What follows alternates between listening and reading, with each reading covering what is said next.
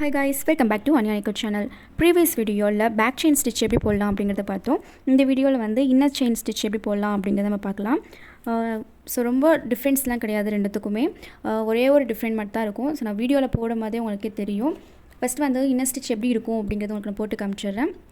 அதுக்கப்புறம் எப்படி போடலாம் அப்படிங்கறத உங்களுக்கு போட்டு காமிக்கிறேன். ஸோ ஃபஸ்ட்டு வந்துட்டு லைன் போட்டுக்கலாம். ஏன்னா பிகினர்ஸ்க்கு வந்துட்டு ஸ்ட்ரைட் லைனாக வராது.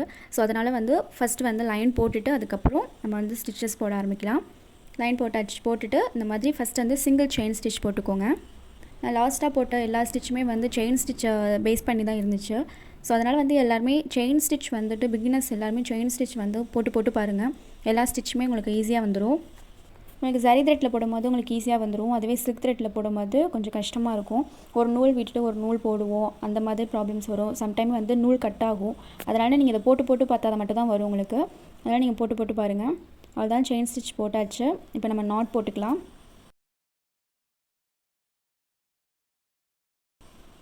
அவ்வளோதான், நாட் போட்டு முடிச்சாச்சு. உங்களுக்கு வந்து டிஃப்ரெண்ட்ஸ் நம்ம வந்து சேம் கலரில் போட்டோம் அப்படின்னா உங்களுக்கு வந்து தெரியாது நான் எப்படி ஸ்டிச் போட்டிருக்கேன், எங்கேருந்து ஸ்டார்ட் பண்ணியிருக்கேன் அப்படின்னு தெரியாது. அதனால் வந்து நான் டிஃப்ரெண்ட் கலர்ஸ் எடுத்திருக்கேன். 2 கலர் எடுத்து நான் போட்டிருக்கேன். ஃபஸ்ட் செயின் ஸ்டிச் போடுறதுக்கு வந்து ப்ளூ கலர் எடுத்திருக்கேன். அதுக்கப்புறம் இன்னொரு ஸ்டிச் போடுறதுக்கு நான் க்ரீன் கலர் எடுத்திருக்கேன். ஸோ பேக் செயின் ஸ்டிச்சில் நம்ம என்ன பண்ணியிருப்போம் அப்படின்னா எங்கே வந்து செயின் ஸ்டிச் வந்து எங்கே ஸ்டார்ட் பண்ணி நம்ம முடித்தோமோ, எங்கே ஸ்டார்ட் பண்ணியிருக்கோமோ அதே தான் நம்ம செகண்ட் டைம் வந்து ஸ்டிச் பண்ணும் போதும் நம்ம வந்துட்டு பக்கத்துலேயே நம்ம வந்து ஸ்டார்ட் பண்ணியிருப்போம். ஆனால் இன்னர் ஸ்டிச்சில் வந்து நம்ம அப்படி ஸ்டார்ட் பண்ண மாட்டோம். செயின் ஸ்டிச் போட்டு முடிச்சதுக்கப்புறம் நம்ம வந்து திரும்ப வந்து ஒரு ஸ்டிச் போடுறோம் இல்லையா, அது வந்துட்டு நம்ம செயின் ஸ்டிச் போட்டுறதுக்கு நடுவில் வந்து சென்டராக வந்து நம்ம ஸ்டிச்சஸ் போடுவோம். எங்கே ஸ்டார்ட் பண்ணியிருக்கோமோ அங்கேருந்து நம்ம வந்து ஸ்டார்ட் பண்ண மாட்டோம். செயின் ஸ்டிச்சுக்கு சென்டராக தான் ஸ்டார்ட் பண்ணுவோம்.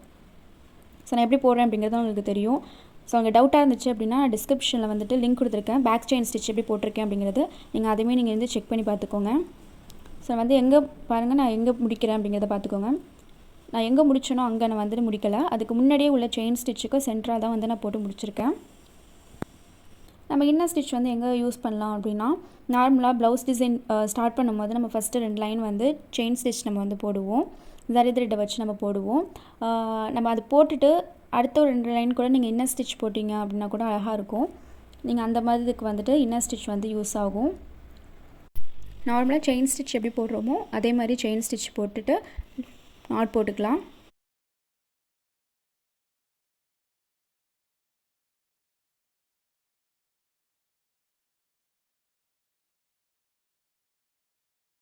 அதை போட்டாச்சு. இப்போ வந்து என்ன பண்ணணும் அப்படின்னா ஃபஸ்ட் பேக் செயின் ஸ்டிச் வந்துட்டு நான் எங்கே இப்போ ஸ்டார்ட் பண்ணியிருக்கணும் அங்கேருந்து போட்டிருக்கேன். ஆனால் வந்து இன்னர் ஸ்டிச்சில் வந்து இது ரெண்டுக்கும் நடுவில் சென்டராக வந்து நம்ம செயின் ஸ்டிச்சுக்கு சென்டராக வந்து நம்ம ஸ்டார்ட் பண்ணணும். ஸோ எல்லா ஸ்டிச்சஸுமே ஈஸி தான். ஆனால் பேசிக் வந்து செயின் ஸ்டிச் தான். நீங்கள் செயின் ஸ்டிச் வந்துட்டு சில்க் த்ரெட்டை வச்சு நீங்கள் வந்து சிக்கு இல்லாமல் நூல் கட் ஆகாமல் போட்டிங்க ஈஸியாக வந்துருச்சு அப்படின்னாவே எல்லா ஸ்டிச்சஸும் வந்து உங்களுக்கு ஈஸியாக வர ஆரம்பிச்சிடும். அவ்வளோதான், நாட் போட்டுக்கலாம். ஸோ நீங்களுமே ட்ரை பண்ணி பாருங்கள், உங்களுக்கும் ஈஸியாக வந்துடும்.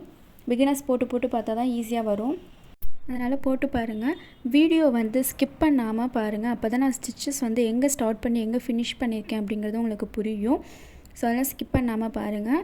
நெக்ஸ்ட்டு வீடியோவில் நெக்ஸ்ட்டு ஸ்டிச்சில் பார்க்கலாம். ஸோ நம்ம சேனலை வந்து சப்ஸ்கிரைப் பண்ணுங்கள், லைக் பண்ணுங்கள், ஷேர் பண்ணுங்கள். மெட்டீரியல்ஸ் வேணும் அப்படின்னா டிஸ்கிரிப்ஷனில் வந்துட்டு டீட்டெயில்ஸ் கொடுத்துருக்கேன், காண்டாக்ட் பண்ணுங்கள். தேங்க்யூ ஃபார் வாட்சிங்.